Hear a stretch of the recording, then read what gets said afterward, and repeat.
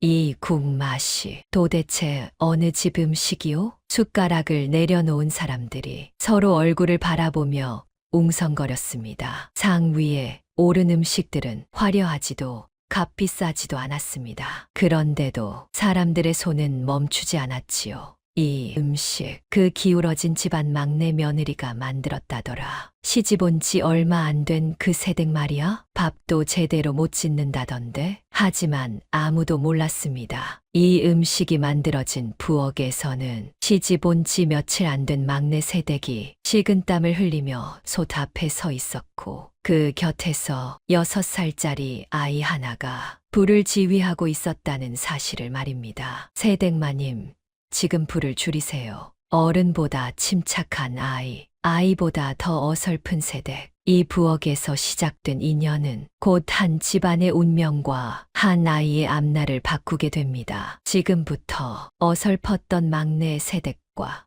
요리를 기억하는 아이의 이야기 시작합니다. 본격적인 사연 시작 전 구독과 좋아요 한 번씩 부탁드립니다. 여러분의 응원이 큰 힘이 됩니다. 그리고 지금 어디서 듣고 계신지 댓글로 남겨주세요.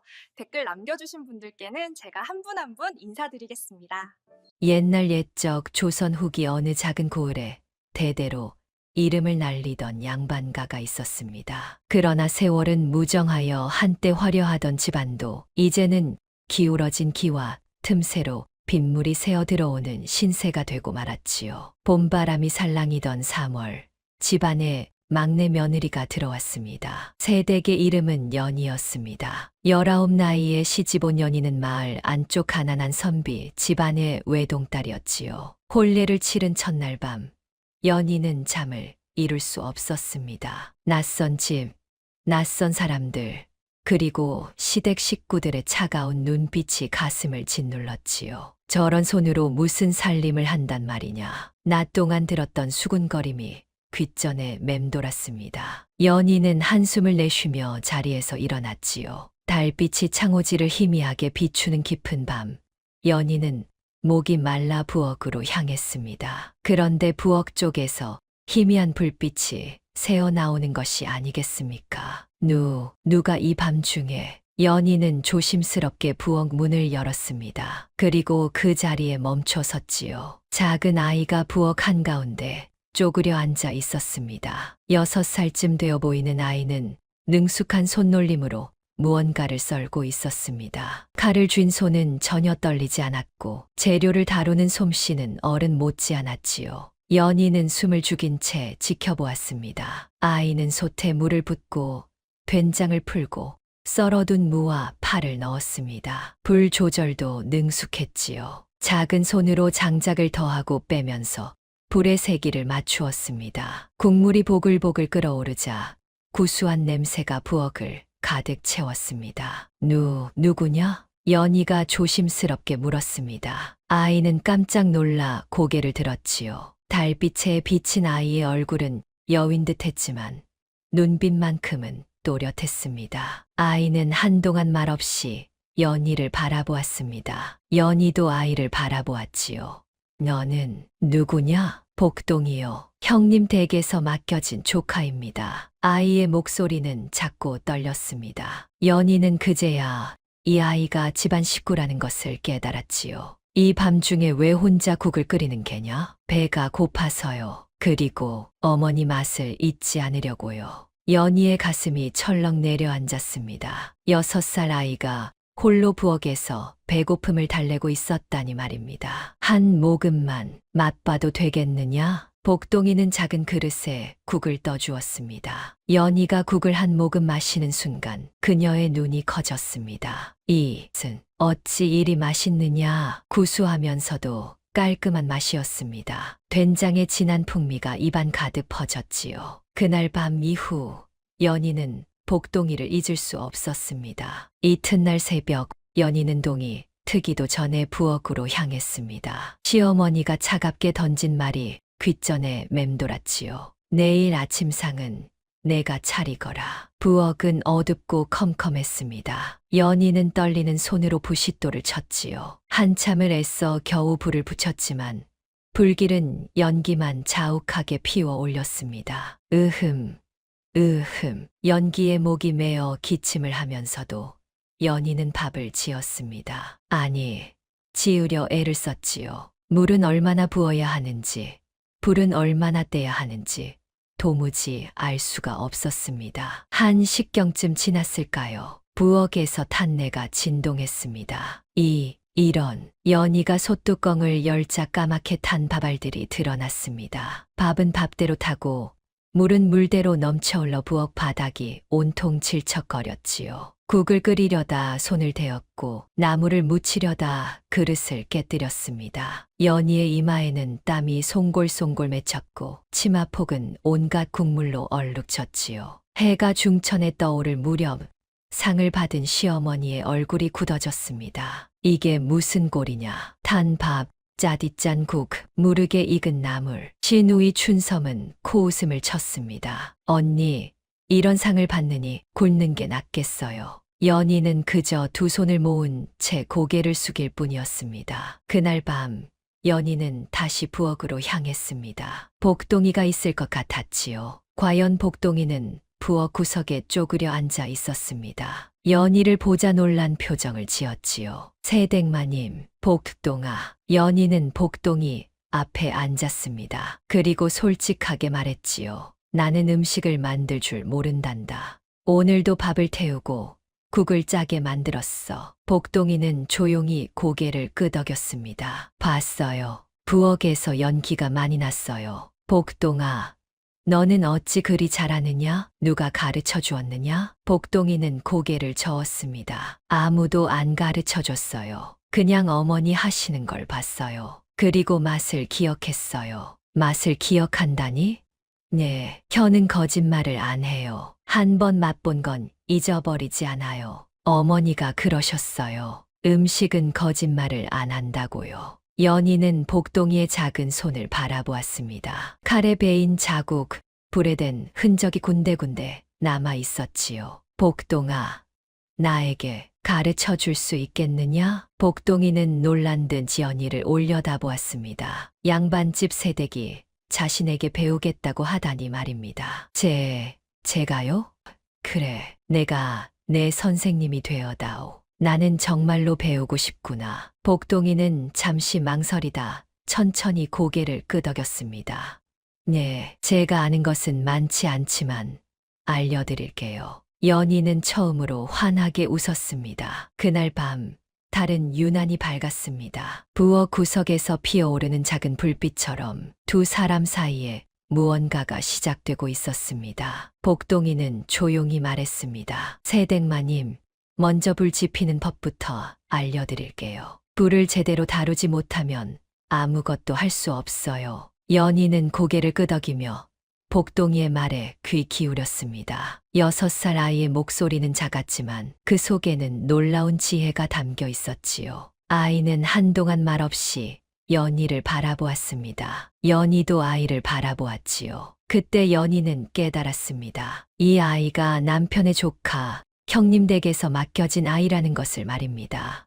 너는 복동이구나. 복동이는 고개를 끄덕였습니다. 형님 댁이 몰락하여 이 집에 맡겨진 지 벌써 2해가 지났다고 했지요. 식구들은 복동이를 귀찮은 짐짝 정도로 여겼고 복동이는 부엌 구석에서 밥을 먹고 잠을 잤습니다. 이 밤중에 왜 국을 끓이는 게냐? 복동이는 작은 목소리로 대답했습니다. 배가 고파서요. 낮에 먹은 밥이 너무 적었어요. 연희의 가슴이 철렁 내려앉았습니다. 아이가 배를 골고 있었다니.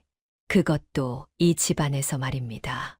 그럼 이 국을 먹으려고? 복동이는 고개를 저었습니다.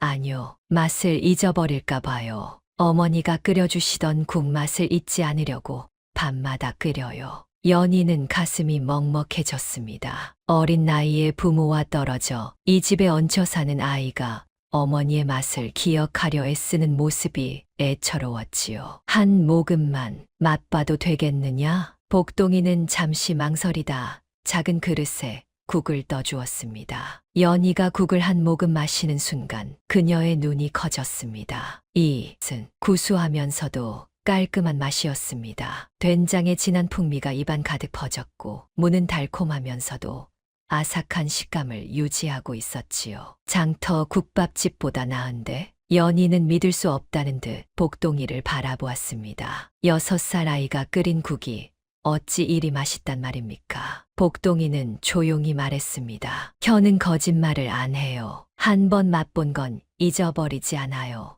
연희는 그 자리에 털썩 주저앉았습니다. 낮 동안 온갖 애를 써도 제대로 만들지 못한 국을 6살 아이가 이렇게 완벽하게 끓여냈다니 말입니다. 복동아, 너는 누구에게 배운 게냐? 이렇게 음식을 잘 만드는 법을. 복동이는 고개를 저었습니다. 아무에게도 배우지 않았어요.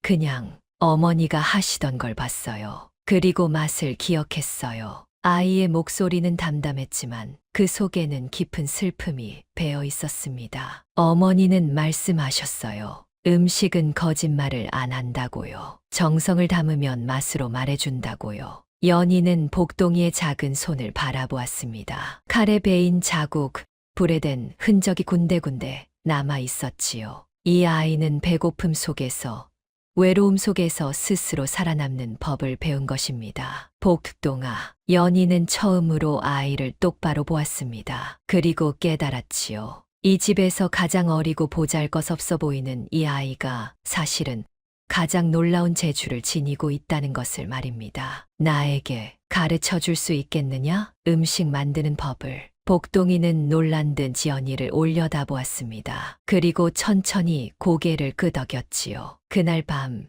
달은 유난히 밝았습니다. 부엌 구석에서 피어오르는 작은 불빛처럼 두 사람 사이에 무언가가 시작되고 있었습니다. 그 이튿날부터 연희의 새벽은 달라졌습니다. 동틀 무렵이면 복동이와 함께 부엌에 모여 앉았지요. 새댁마님, 먼저 불부터 제대로 지펴야 해요. 복동이의 말투는 또박또박했습니다. 연희는 고개를 끄덕이며 부싯돌을 쳤지요. 그러나 불은 쉽게 붙지 않았고 겨우 붙은 불도 금방 꺼져버렸습니다. 아이고, 이를 어쩌나. 연희는 답답한 마음에 한숨을 내쉬었습니다. 복동이는 조용히 다가와 연희의 손을 잡았지요. 이렇게요. 부싯돌은 3개, 쑥부쟁이는 부드럽게요. 작은 손이 연희의 손을 이끌었습니다. 신기하게도 불이 활활 타올랐지요. 오, 연희는 기뻐하며 박수를 쳤습니다. 그러나 기쁨도 잠시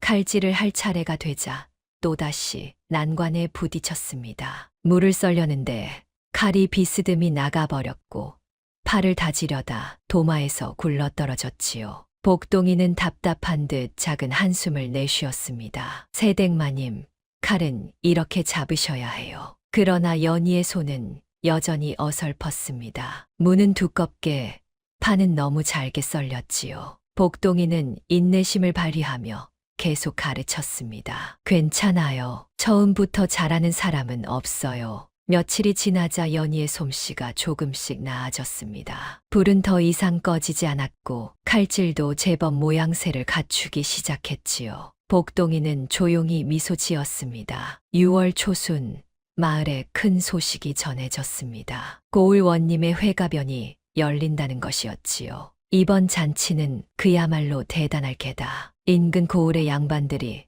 모두 모인다지 않는가. 사랑채에서 시아버지가 말했습니다. 시어머니 박 씨는 고개를 끄덕이며 입맛을 다셨지요. 우리 집안도 음식을 내야 하네. 체면이 있으니 말이야. 그런데 문제는 누가 음식을 만들 것인가였습니다. 시어머니는 나이가 들어 손이 떨렸고 시누이 춘섬은 음식 솜씨가 형편없었지요. 연희, 시어머니가 연희를 불렀습니다. 연희는 가슴이 철렁 내려앉았지요. 네, 어머님, 내가 음식을 맡아라. 며느리가 된 이상 이런 일을 해내야 하는 게 도리니라. 연희의 얼굴이 하얗게 질렸습니다. 복동이에게 배우기 시작한 지 겨우 보름. 아직 제대로 된 음식 한 가지 만들어 본 적이 없었지요. 어머님, 제가 어찌 집안에 체면이 걸린 일이다. 실수는 용납하지 않겠다. 시어머니의 목소리는 차가웠습니다. 소문은 금세 마을에 퍼졌습니다. 우물가에 모인 아낙네들이 수군거렸지요. 저 새댁이 음식을 만든다고 하하, 웃기는 일도 다 있네. 밥도 제대로 못 짓는 주제에 잔치상을 차린다니. 집안 망신만 시키겠구먼. 연희는 그 말들을 들으며 가슴이 무너져 내렸습니다. 복동이는 조용히 연희의 손을 잡았지요. 새댁마님, 괜찮아요. 제가 도와드릴게요. 그러나 연희는 고개를 저었습니다. 6살 아이에게 이런 짐을 지울 수는 없었지요. 잔치를 열흘 앞둔 날, 연희는 혼자 음식 만들기에 도전했습니다. 복동이가 말렸지만 연희는 고집을 부렸지요. 내가 스스로 할 수 있어야 해. 내가 항상 곁에 있을 수는 없지 않느냐. 새벽부터 부엌에 들어선 연희는 온갖 재료를 꺼냈습니다. 나물도 무치고 전도 부치고 국도 끓여야 했지요. 처음에는 순조로웠습니다. 불을 지피고 재료를 썰고 솥에 물을 부었지요. 그러나 한꺼번에 여러 가지를 하려다 보니 일이 꼬이기 시작했습니다. 나물을 무치는 사이 국물이 넘쳐 흘렀고 국을 살피느라 저는 타버렸습니다. 다급한 마음에 그릇을 옮기다 손을 미끄러뜨렸지요. 아, 그릇이 바닥에 떨어지며 산산조각이 났습니다. 조심조심 주워 담으려다 손가락을 베었고 피가 뚝뚝 떨어졌습니다. 연희는 그 자리에 주저앉고 말았습니다. 부엌 바닥은 엉망진창이었고 온갖 음식은 망가져 있었지요. 나는 정말 안 되는구나. 절망이 밀려왔습니다. 아무리 배워도 아무리 애를 써도 제대로 하나 해내지 못하는 자신이 한없이 작아 보였지요. 연희는 치맛자락으로 얼굴을 가리고 울음을 터뜨렸습니다. 한참을 울고 있던 연희는 문득 부엌에 불빛이 들어오는 것을 느꼈습니다. 고개를 들자 복동이가 조용히 서 있었지요. 새댁마님, 복동이는 말없이 부엌으로 들어왔습니다. 깨진 그릇을 치우고 엎질러진 국물을 닦아냈지요. 그리고는 다시 불을 지폈습니다. 복동아, 그만두렴. 이미 늦었어. 연희가 고개를 저었습니다. 그러나 복동이는 대답 대신 조용히 말했습니다. 같이 해요. 새댁마님. 그 말 한마디가 연희의 가슴을 쳤습니다. 6살 아이가 자신보다 훨씬 의연했고 훨씬 든든했지요. 어머니가 그러셨어요. 넘어지는 건 부끄러운 게 아니라고요. 다시 일어나지 않는 게 부끄러운 거래요. 복동이는 연희의 손을 잡았습니다. 작지만 따뜻한 손이었지요. 새댁마님은 제게 배우겠다고 하신 첫 번째 사람이에요. 다들 저를 쓸모없는 아이라고 했지만 새댁마님은 달랐어요. 연희는 눈물을 닦았습니다. 그리고 천천히 일어섰지요. 그래, 내 말이 옳구나. 다시 시작해보자. 두 사람은 밤새도록 부엌을 지켰습니다. 복동이가 불을 지피면 연희가 재료를 썰었고 복동이가 간을 맞추면 연희가 저었습니다. 서로의 부족한 부분을 채워가며 음식을 만들어갔지요. 동이틀 무렵 마침내 제대로 된 음식이 완성되었습니다. 비록 완벽하지는 않았지만 두 사람이 함께 만든 첫 번째 작품이었습니다. 복동아, 고맙구나. 연희가 복동이의 머리를 쓰다듬었습니다. 복동이는 수줍게 웃었지요. 그날 이후 연희와 복동이는 매일 밤 부엌에서 만났습니다. 식구들이 모두 잠든 깊은 밤,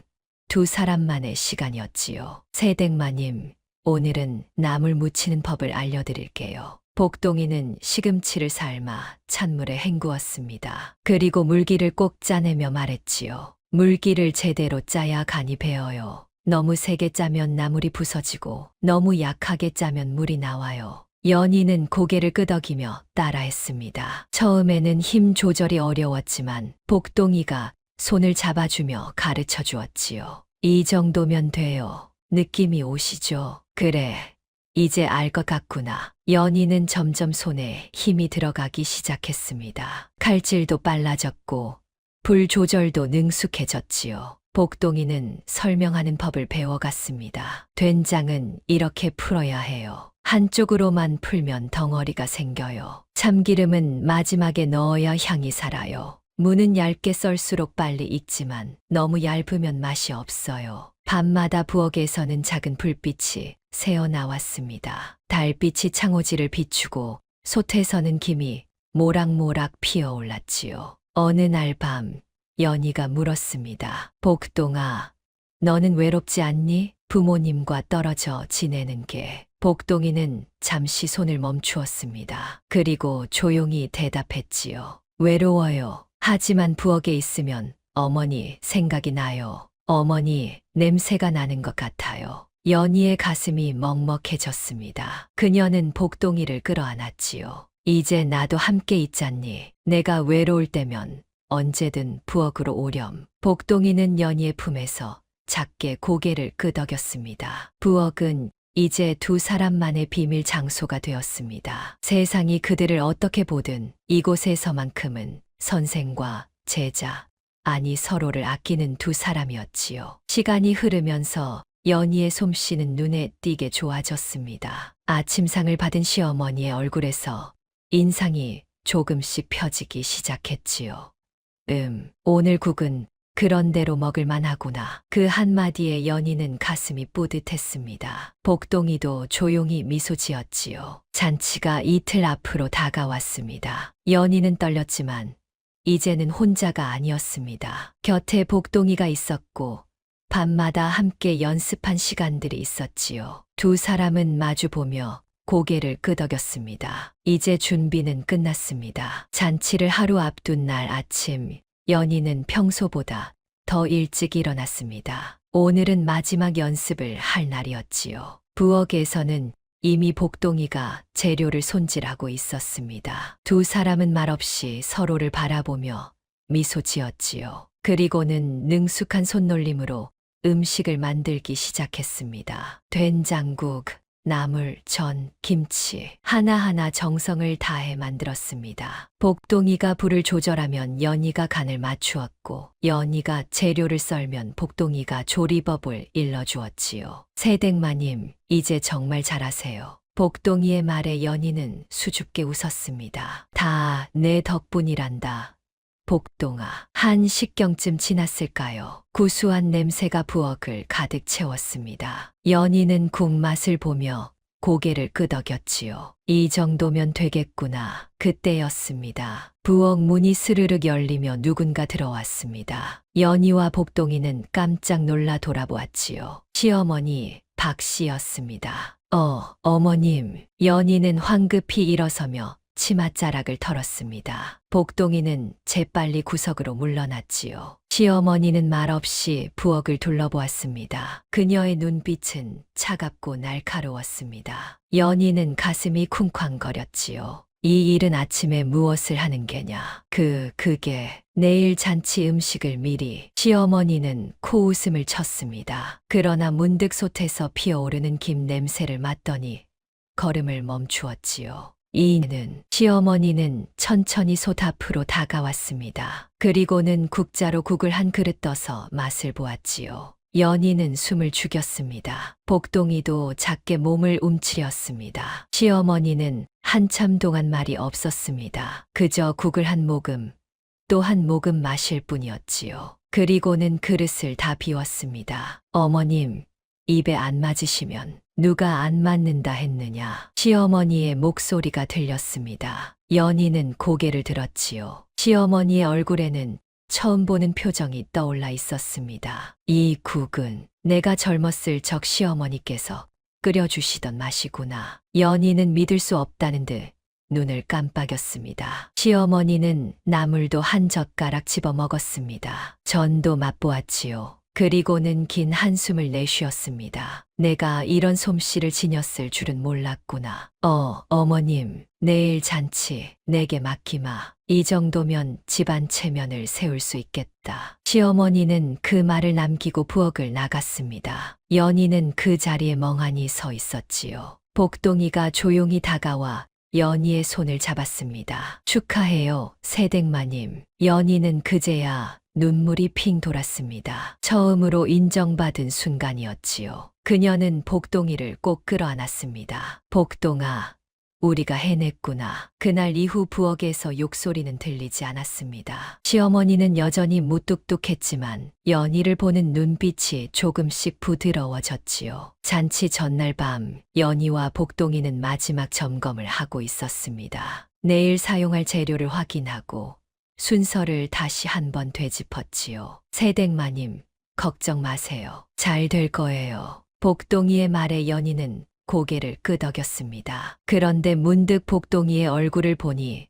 어딘가 쓸쓸해 보였지요. 복동아, 무슨 일이냐? 표정이 좋지 않구나. 복동이는 잠시 망설이다 조용히 입을 열었습니다. 새댁마님, 제가 사실 버려진 아이예요. 연희는 깜짝 놀라 복동이를 바라보았습니다. 무슨 말이냐 그게? 복동이는 천천히 이야기를 시작했습니다. 그의 부모는 가난한 농사꾼이었다고 했지요. 흉년이 들어 먹을 것이 없어지자 부모는 어린 복동이를 형님 댁에 맡겼습니다. 아버지가 그러셨어요. 조금만 기다리면 데리러 온다고요. 그러나 부모는 돌아오지 않았습니다. 복동이는 형님 댁에서 겨우 끼니나 얻어먹는 신세가 되었지요. 형님 댁도 가난했어요. 저를 먹일 여유가 없었죠. 그래서 이 집에 보내졌어요. 복동이의 목소리는 담담했지만 그 속에는 깊은 슬픔이 배어 있었습니다. 배가 너무 고팠어요. 그래서 어머니가 만들어주시던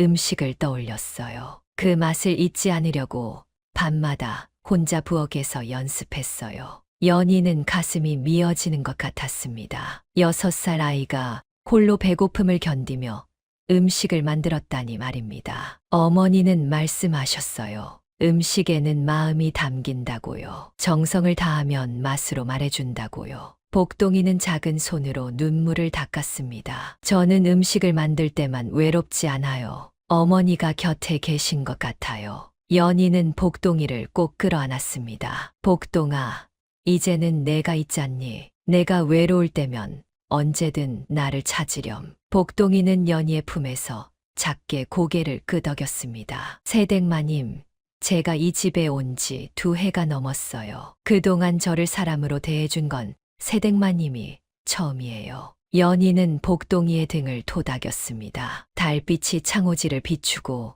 부엌은 고요했지요. 복동아, 약속하마. 내가 너를 지켜줄게. 누구도 너를 함부로 대하지 못하게 할 거야. 그날 밤, 2사람은 오랫동안 부엌에 앉아 있었습니다. 서로의 온기를 느끼며 내일을 준비했지요. 잔치 당일, 해가 중천에 떠오를 무렵 고을 원님의 저택은 사람들로 북적였습니다. 인근 고을의 양반들이 모두 모였고 온갖 음식이 상에 올랐지요. 연인의 집안에서 준비한 음식도 상에 올랐습니다. 된장국, 각종 나물, 전, 김치, 소박하지만 정갈한 음식이었지요. 사람들이 하나둘 맛을 보기 시작했습니다. 그리고는 눈빛이 달라졌지요. 이 국 맛이 예사롭지 않은데 나물도 간이 딱 맞고 전도 바삭하구만. 어느 집 음식이냐? 연인의 집안 음식이라는 말이 퍼지자 사람들은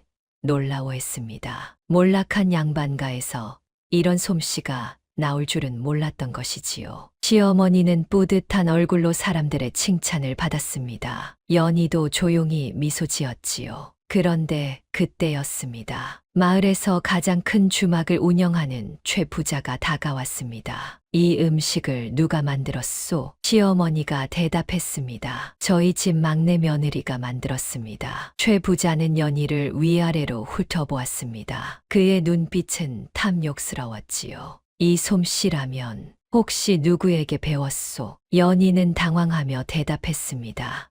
그저 집안 어른들께 배웠을 뿐입니다. 최 부자는 고개를 갸웃했습니다. 뭔가 석연치 않다는 표정이었지요. 며칠 후 소문이 돌기 시작했습니다. 최 부자가 사람을 시켜 연인의 집안을 염탐했다는 것이었습니다. 그리고 마침내 복동이의 존재가 알려졌지요. 6살짜리 아이가 요리를 한다고? 그것도 어른 못지않은 솜씨라던데. 소문은 눈덩이처럼 커졌습니다. 최 부자는 복동이를 데려가 자신의 주막에서 일을 시키려 한다는 말까지 돌았지요. 연희는 가슴이 철렁 내려앉았습니다. 복동이를 빼앗길 수는 없었습니다. 어느 날 저녁 최 부자가 직접 집을 찾아왔습니다. 그의 뒤에는 하인 둘이 따라왔지요. 대개 조카를 제 주막에서 일하게 하고 싶소. 대가는 넉넉히 치르겠소. 시아버지는 난처한 표정을 지었습니다. 최 부자는 마을에서 힘 있는 사람이었고 그의 제안을 거절하기는 쉽지 않았지요. 그게 아직 어린아이라. 어린아이. 그 나이에 그런 솜씨를 지녔다면 천재 아니요? 제대로 가르치면 큰 돈을 벌 수 있소. 최 부자의 눈빛은 욕심으로 가득했습니다. 복동이는 부엌 구석에 숨어 떨고 있었지요. 바로 그때 연희가 나섰습니다. 안 됩니다. 모두가 놀라 연희를 바라보았습니다. 시어머니도 시아버지도 최 부자도 말입니다. 뭐라고 했소? 최 부자가 눈을 부라렸습니다. 그러나 연희는 물러서지 않았지요. 복동이는 물건이 아닙니다. 마음대로 사고 팔 수 있는 게 아닙니다. 감히 계집이 어른 말씀에 최 부자가 소리쳤습니다. 그러나 연희의 목소리는 더 이상 떨리지 않았습니다. 복동이는 저희 집안 식구입니다. 누구에게도 넘길 수 없습니다. 시아버지가 당황하며 말했습니다. 연희, 함부로. 그러나 연희는 시아버지를 똑바로 바라보았습니다. 아버님, 복동이가 없었다면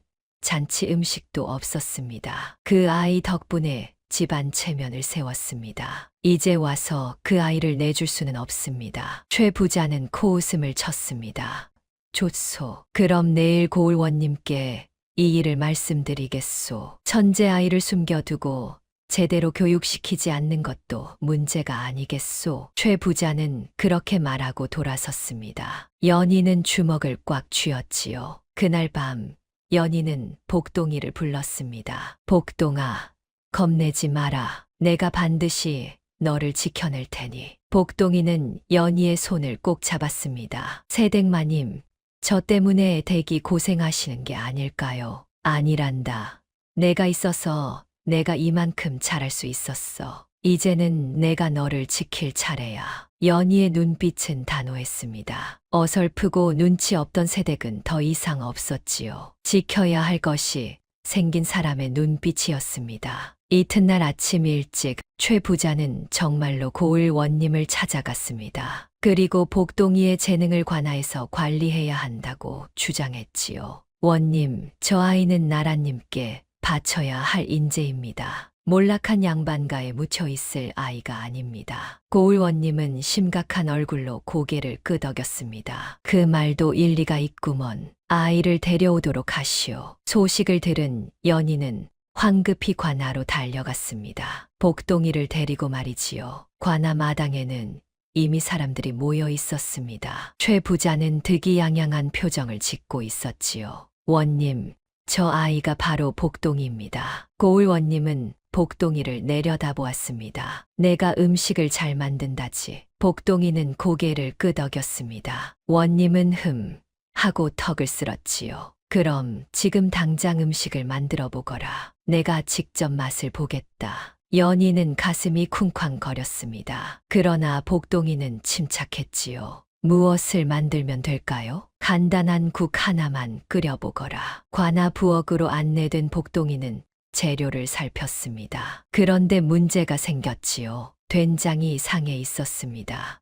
이건 쓸 수 없어요. 최 부자가 비웃었습니다. 뭐, 재료 탓을 하는 게냐. 진짜 실력이 있다면 어떤 재료로든 만들 수 있어야지. 복동이는 당황했지만 연희가 조용히 손을 잡아주었습니다. 복동아, 내가 할 수 있어. 어머니께서 가르쳐 주신 것을 떠올려봐. 복동이는 눈을 감았습니다. 그리고 어머니의 목소리를 떠올렸지요. 재료가 나빠도 정성을 다하면 맛을 살릴 수 있단다. 복동이는 눈을 떴습니다. 그리고 다른 재료들을 살폈지요. 간장이 있네요. 그리고 멸치도 있어요. 복동이는 된장 대신 간장으로 간을 맞추기로 했습니다. 멸치로 육수를 내고 무와 파를 넣었지요. 불을 지피고 정성스럽게 저었습니다. 연희는 옆에서 지켜보며 응원했습니다. 한 식경이 지나자 구수한 냄새가 퍼졌습니다. 복동이는 국을 그릇에 담아 원님께 올렸지요. 원님이 한 숟갈 떠서 입에 넣었습니다. 그리고는 눈이 휘둥그레졌지요. 이게 어찌 이리 맛있느냐? 최 부자의 얼굴이 굳어졌습니다. 그러나 그때 또 다른 문제가 생겼습니다. 원님의 부인이 나타난 것이지요. 원님, 저 아이를 제 처소에서 일하게 해 주십시오. 이런 솜씨라면 제 식탁을 책임질 수 있을 것 같습니다. 연희는 절망했습니다. 최 부자만이 아니라 원님 부인까지 복동이를 탐낸다니 말입니다. 과연 복동이를 지켜낼 수 있을까요? 연희는 주먹을 꽉 쥐었습니다. 바로 그때 뜻밖의 목소리가 들렸습니다. 잠깐만 기다려 주시지요. 마을 훈장 김선비가 나타났습니다. 그는 연인의 집안과 가까운 사이였지요. 원님, 제가 한 말씀 올리겠습니다. 저 아이는 아직 어립니다. 관아나 다른 곳에서 일을 시키기보다는 제대로 배움을 받아야 할 나이입니다. 원님은 고개를 끄덕였습니다. 그 말도 옳구먼. 그렇다면 자네 서당에서 아이를 맡아 가르치는 게 어떻겠소? 김선비는 미소 지었습니다. 그렇게 하지요. 낮에는 그를 가르치고 저녁에는 집으로 돌려보내겠습니다. 연희는 안도의 한숨을 내쉬었습니다. 복동이를 빼앗기지 않게 되었으니 말입니다. 최 부자는 분한 표정으로 돌아섰고 원님 부인도 아쉬워하며 물러났지요. 그러나 연희는 알지 못했습니다. 김선비의 눈빛 깊은 곳에 숨겨진 탐욕을 말입니다. 그는 복동이의 재능을 이용해 자신의 서당을 유명하게 만들 속셈이었지요. 며칠 후 김선비는 복동이를 혹독하게 다루기 시작했습니다. 글 공부는 뒷전이고 온종일 음식만 만들게 했습니다. 이 아이의 재능을 썩힐 수는 없지. 제대로 활용해야 해. 복동이는 점점 지쳐갔습니다. 연희는 그 사실을 알아챘지만 어쩔 도리가 없었지요. 한 달이 지나자 복동이의 얼굴은 창백해졌습니다. 밤에 집으로 돌아와도 기운이 없었고 밥도 제대로 먹지 못했지요. 복동아, 무슨 일이냐? 훈장님이 너를 괴롭히시는 게냐? 연희가 걱정스럽게 물었습니다. 복동이는 고개를 저었지만 눈물이 글썽거렸지요. 괜찮아요, 새댁마님. 그냥 조금 힘들 뿐이에요. 그러나 연희는 더 이상 참을 수 없었습니다. 다음 날 그녀는 서당으로 찾아갔지요. 서당 마당에는 복동이가 쓰러져 있었습니다. 김선비는 회초리를 들고 서 있었고요. 이놈, 내가 시킨 음식을 아직도 못 만들었단 말이냐? 복동아. 연희가 달려가 복동이를 끌어안았습니다. 아이의 몸은 뜨겁게 달아올라 있었지요. 훈장님, 이게 무슨 짓입니까? 아이가 병이 낫잖습니까? 김선비는 코웃음을 쳤습니다. 병?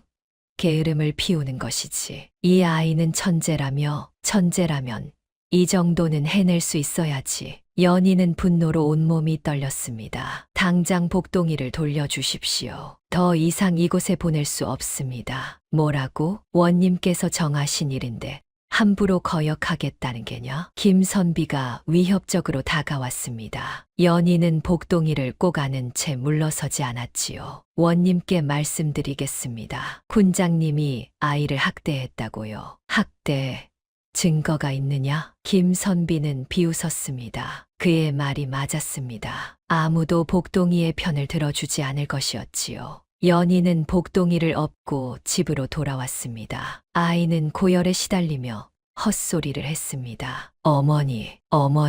연희는 밤새 복동이를 간호했습니다. 찬물로 몸을 닦아주고 미음을 쑤어 먹였지요. 그러나 복동이의 상태는 나아지지 않았습니다. 오히려 열은 더 높아졌고 의식도 희미해졌지요. 복동아, 정신 차려라.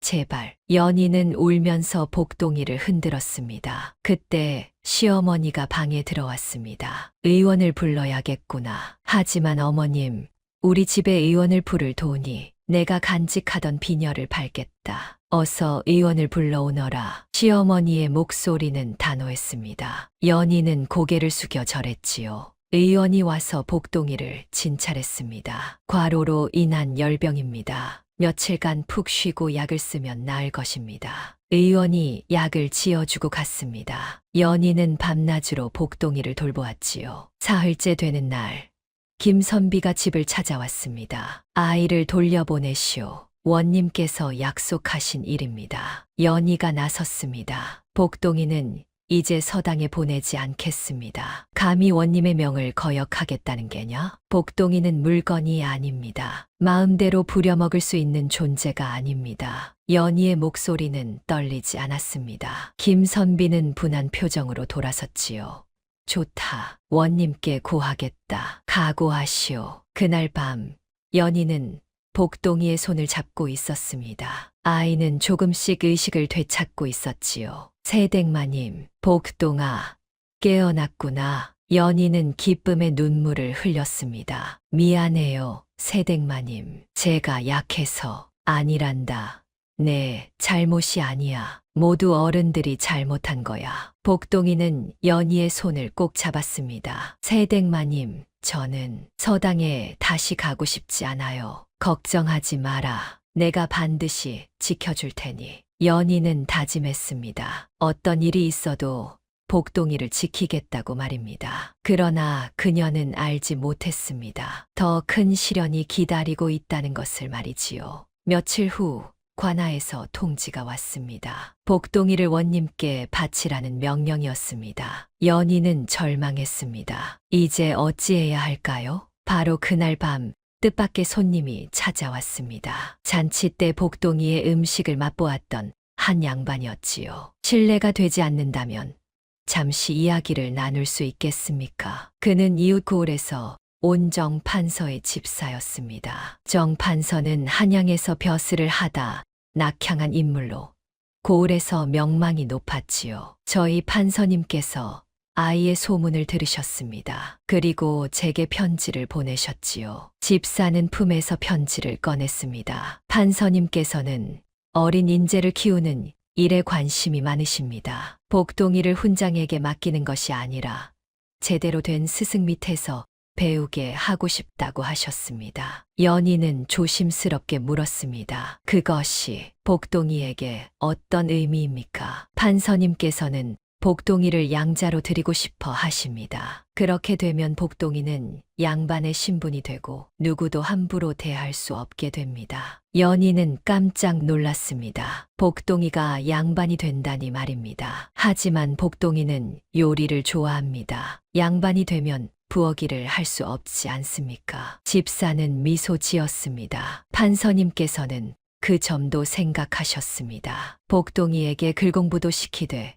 요리도 마음껏 할 수 있게 해주시겠답니다. 판서님 댁에는 넓은 부엌이 있고 최고의 요리사들이 있습니다. 연희는 복동이를 바라보았습니다. 아이는 조용히 고개를 끄덕였지요. 세댁마님, 저는 마님과 함께 있고 싶어요. 하지만 이것이 마님을 위한 길이라면 다겠어요. 연희는 가슴이 미어졌습니다. 그러나 그녀는 알고 있었지요. 이것이 복동이를 지킬 수 있는 유일한 방법이라는 것을 말입니다. 판서님께 한 가지 부탁을 드려도 될까요? 말씀하십시오. 복동이가 원할 때면 언제든 저를 만날 수 있게 해주십시오. 그리고 복동이에게 요리를 강요하지 말아 주십시오. 집사는 고개를 숙였습니다. 약속드리겠습니다. 이튿날 정판서가 직접 관아를 찾아갔습니다. 그리고 원님에게 복동이를 양자로 드리겠다는 뜻을 밝혔지요. 원님은 깜짝 놀랐습니다. 정판서는 한양에서도 이름난 인물이었기 때문입니다. 판서님께서 직접 아이를 양자로 드리시겠다니 영광입니다. 이 아이는 귀한 재능을 지녔습니다. 제대로 키워야 나라의 보배가 될 것입니다. 최 부자와 김선비는 아무 말도 할 수 없었습니다. 정판서의 권위 앞에서는 어쩔 도리가 없었지요. 복동이는 정판서의 양자가 되었습니다. 이름도 새로 지었지요. 정복동이라고 말입니다. 연희는 복동이를 보내며 눈물을 흘렸습니다. 복동아, 건강하게 잘 지내렴. 그리고 내가 좋아하는 요리를 마음껏 하렴. 복동이도 울었습니다. 세댁마님, 제가 판서님 댁에서 잘 배워서 꼭 훌륭한 사람이 될게요. 그리고 자주 찾아뵐게요. 두 사람은 한참을 껴안고 있었습니다. 그리고 마침내 헤어졌지요. 복동이가 떠난 후 마을에는 소문이 퍼졌습니다. 정판서의 양자가 된 복동이가 한양으로 올라가 궁중 요리를 배운다는 이야기였지요. 그리고 또 다른 소문도 돌았습니다. 최 부자의 주막에 문제가 생겼다는 것이었습니다. 어느 날 최 부자의 주막에서 음식이 상해 손님들이 배탈이 났습니다. 소문은 금세 퍼졌고 손님들의 발길이 끊겼지요. 이게 다 그때 복동이를 데려오지 못한 탓이야. 최 부자는 분해하며 이를 갈았습니다. 그러나 이미 늦었습니다. 주막은 문을 닫아야 했지요. 김선비의 서당도 마찬가지였습니다. 복동이를 학대한 사실이 알려지자 학부형들이 아이들을 빼갔습니다. 그런 훈장님 밑에서는 우리 아이를 맡길 수 없소. 김선비는 명성을 잃었고 서당은 텅 비었지요. 어느 날 정판서가 고을을 방문했습니다. 그리고 원님께 복동이의 소식을 전했지요. 복동이는 한양에서 궁중 요리를 배우고 있습니다. 왕께서도 그 아이의 재능을 아껴주십니다. 원님은 감탄했습니다. 그 어린 아이가 벌써 그런 경지에 올랐단 말입니까? 모두 복동이를 아끼고 가르쳐준 이가 있었기 때문입니다. 정판서는 연희를 바라보았습니다. 이 댁의 며느리께서 복동이의 첫 번째 스승이셨습니다. 복동이는 지금도 그 은혜를 잊지 않고 있습니다. 연희는 부끄러워하며 고개를 숙였습니다. 정판서는 연인의 집안에 후한 사례를 했습니다. 곡식과 은자를 보내주었지요. 덕분에 기울어가던 집안 살림이 조금씩 나아졌습니다. 시어머니는 연희를 바라보며 말했습니다. 내가 복동이를 지켜준 덕분에 우리 집안이 복을 받았구나. 연희는 조용히 미소 지었습니다. 한편 최 부자는 빚에 쪼들려 마을을 떠나야 했고 김선비는 훈장 자리를 잃고 떠돌이 신세가 되었습니다. 탐욕은 결국 스스로를 망쳤고 정성은 복을 불러왔던 것입니다. 1년이 흘렀습니다. 어느 봄날 복동이가 고향을 찾아왔습니다. 화려한 옷을 입고 의젓한 모습으로 말입니다. 새댁마님, 복동이는 연희를 보자마자 달려와 안겼습니다. 연희도 복동이를 꼭 껴안았지요. 복동아, 얼마나 컸니? 이제 제법 양반 도련님 같구나. 복동이는 수줍게 웃었습니다. 새댁마님, 제가 한양에서 배운 요리법을 알려드리고 싶어요. 같이 음식을 만들어요. 두 사람은 부엌으로 향했습니다. 그리고 옛날처럼 나란히 서서 음식을 만들었지요. 복동이의 솜씨는 훨씬 좋아져 있었습니다. 그러나 여전히 연희를 선생님처럼 대했습니다. 새댁마님, 이렇게 하는 게 맞나요? 그래, 잘하고 있단다. 저녁 무렵 복동이는 연희에게 말했습니다. 새댁마님, 정판서님께서 말씀하셨어요. 제가 크면 작은 음식점을 하나 차려주신다고요. 그때 새댁마님도 함께 해주실 수 있나요? 연희는 고개를 끄덕였습니다.